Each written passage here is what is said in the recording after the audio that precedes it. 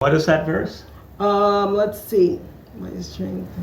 Yes, and what is that verse? So, yes, the verse is. And wait, and what is that verse? Don't laugh. Wait. And what is that verse? Yeah. Okay, so the. Wait till I. And what is that? And what is that verse? Stop saying that. Oh, well, you gotta say it on cue. You're cueing me? Yes. Okay. And what is that verse? The verse is. And we're back. Happy Sabbath. Happy Sabbath. Mwah. Today's topic about being equally yoked. But first, foundation of the house of the Lord is laid. Hands raised, give praise, join ranks, give thanks, give a shout, all about. That's you, that's me. Foundation of the house of the Lord is laid. Hands raised, give praise. So we're going to talk about why it's very important to be equally yoked in a Christian marriage. Yes. From a male and female point of view. Yes. And we're going to go to the Bible and give examples. And would you want to start talking about from the female point of view, and then I can talk about the male? Or you want to do it that way? Okay. Well, first of all, I just want to say that this video may not be for everybody, because we are talking about marriage. And whether people want to accept it or believe it or not, the whole institution, and it is an institution, a very important institution of marriage, was created by God. And so it's a spiritual concept. It's not a worldly concept. The whole structure of it is God inspired, by the Holy Spirit. And so, even right now, there's a lot of people, you're going to hear a lot of people out there say, oh, I don't believe in marriage, or I'm not getting married. Men and women saying this. And the reason why that's waning off, the respect for marriage, is because it was never a worldly thing. It's something that is spiritual. It's God made. So only spiritual minded are going to be able to be in it and prosper. And that's why you see a lot of people who don't believe in God. In my opinion, they're getting into the institution that God made, and then they may not even believe in God. Or you see this unequal yokage going on, where one person does believe, or they want to believe, and then the person that they want to marry or are interested in or are dating or allowing them to court them, they actually don't even believe. So you're already starting off on the wrong path. But so you start talking about from a woman point of view about why it's a big risk to be unequally yoked. Yes. Adam and Eve, it's not, Adam and multiple wives. It's not, it's not, it's the whole institution that he created in Eden, in the Garden of Eden. So it's one man and one woman.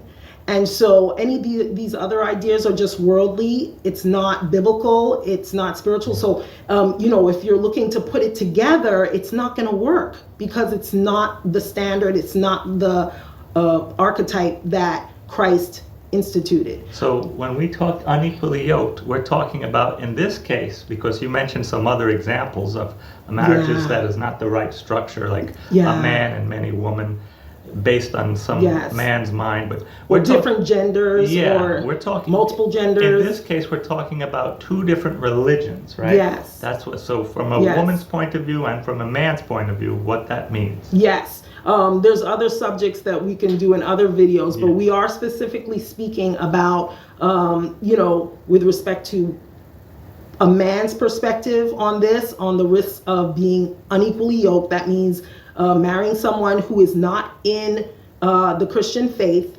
In this case, we are Sabbath keepers. So someone who is not a Sabbath keeper, someone who is not a Christian, that's unequally yoked. Because in the Bible, we have, from the beginning, we have Sabbath keepers, and we have, Sabbath breakers. Yes. And we have people who believe in the Savior.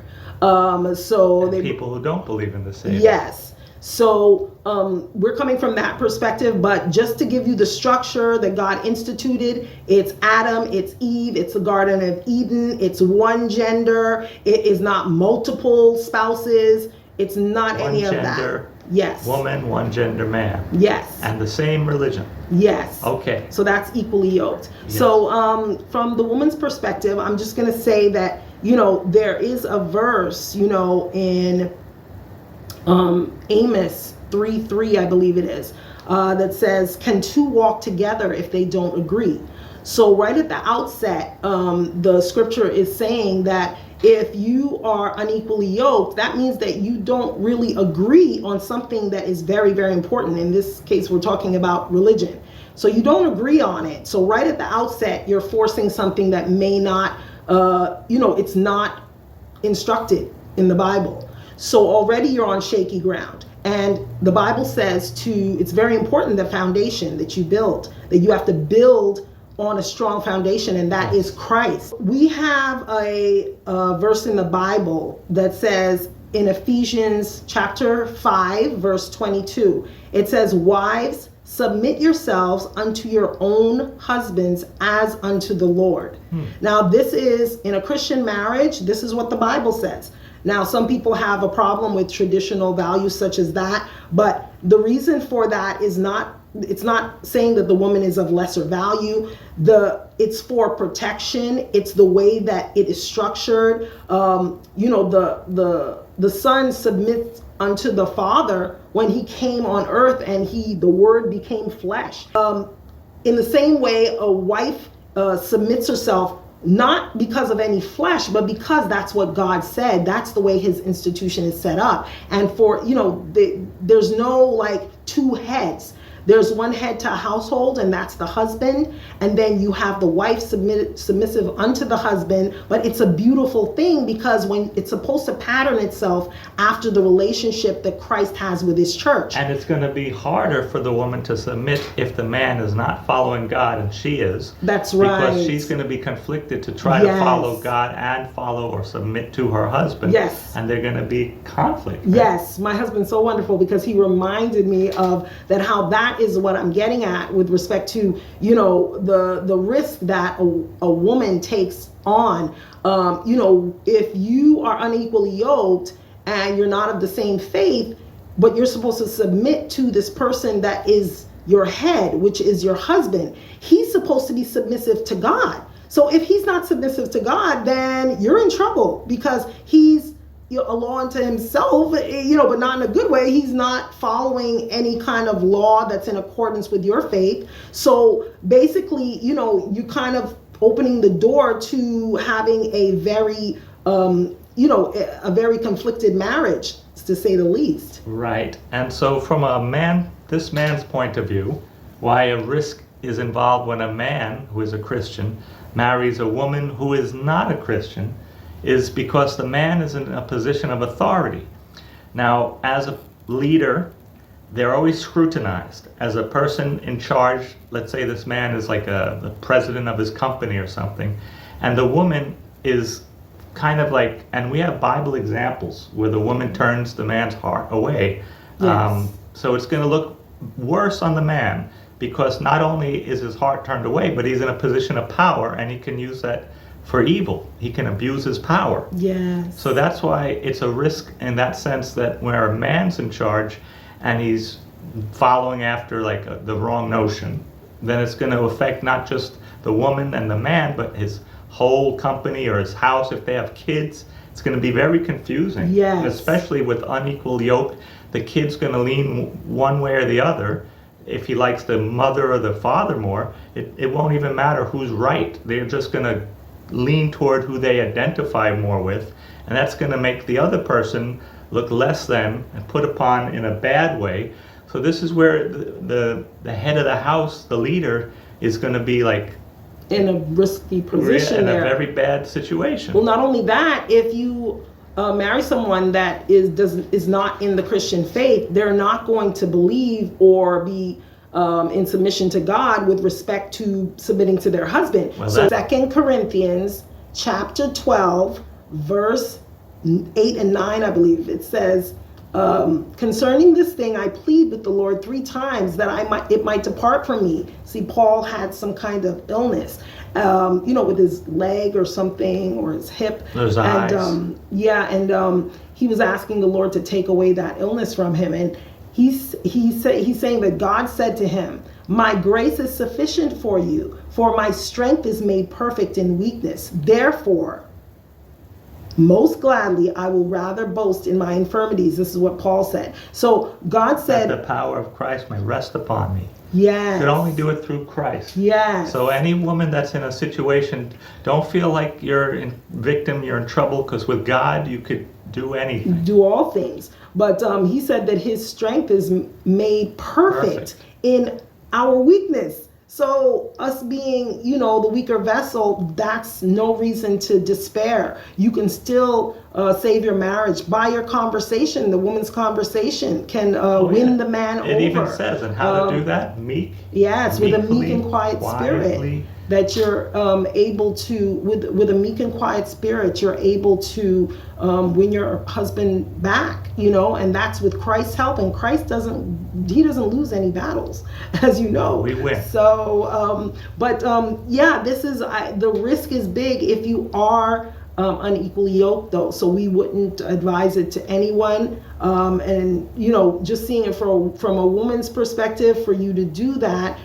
you're basically, first of all, it's a slap in the face to God, because you're finding a man and making a man your husband, your head, that is not submissive to the Lord. So, and how you'll know them by their fruit, as they say, when you first meet someone, or, just seeing them, if you're meeting them and, they're they don't seem to be following after Christ's character, and we know what that is. It's not going to be somebody that's drinking and smoking and cursing, or hanging out with the wrong people, or having habits that, gambling, or having habits that, these are things that are going to be his God, obviously. And so, if they're not, of your faith, and they're not, consistently, reading the Bible, if they're not demonstrating the character of God in the relationships that they have, then, you can see that, and you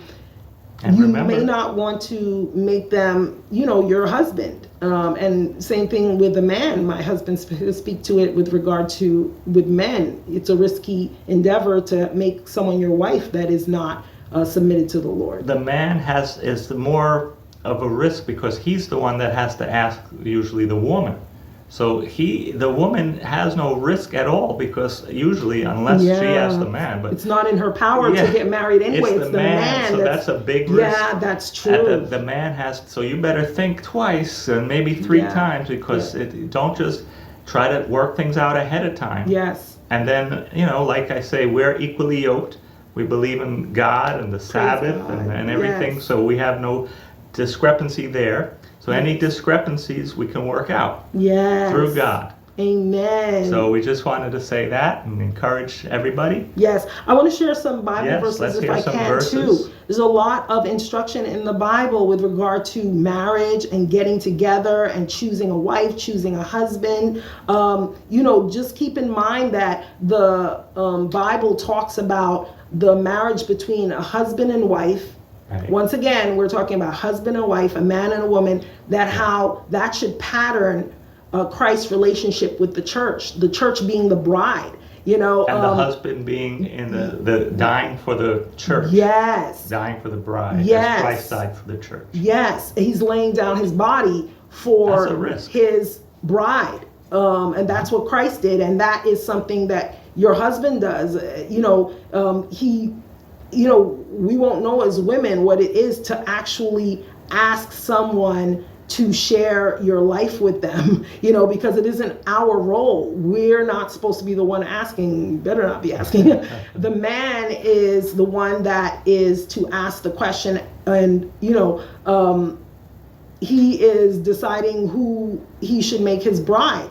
And at the end of the day, once he's chosen his bride needs to follow all those things that the church is doing for Christ. And the husband is supposed to pattern himself after Christ and be doing those things for the wife. So we have instruction in the Bible with regard to that. The Bible, that marriages back then were arranged a lot of times. Yes. And they're not looking outside of their religion, And this is something that you see when they do marry in two different religions, it usually always ends up in some kind of compromise in a bad way. Yes. And somebody suffers, and the kids mostly probably, but there may not be kids. Yes. But somebody's always going to be having to kowtow and try to appease somebody, and that's not what God wants. Yeah. There really should be a decision made on both parties' parts that they want to, submit to the Lord. So that would mean that when you meet the person, they're already, coming to the church. They've already been baptized, or they've already, made a decision for the Lord publicly. We met in church. Yes, right. We met in church. And so we always look at the fact that God put us together because we both went to the same church. He was guided to go to one church, and I was also guided later on to go to that same church. We didn't just marry right away. Like some people, after a week or a month, I don't know, you hear stories. We have to really be praying and seeking the Lord's counsel. And also you have to have time to see whether or not the other person has habits that are not conducive to having a faithful relationship with the Lord. Because it's a lifelong commitment. Yes. So, you have to be really, cautious. So, just look in the Bible and speak to the Lord. And if your potential spouse doesn't have the characteristics of your God, then it's a no-no. All right, be equally yoked, be happy. Be happy.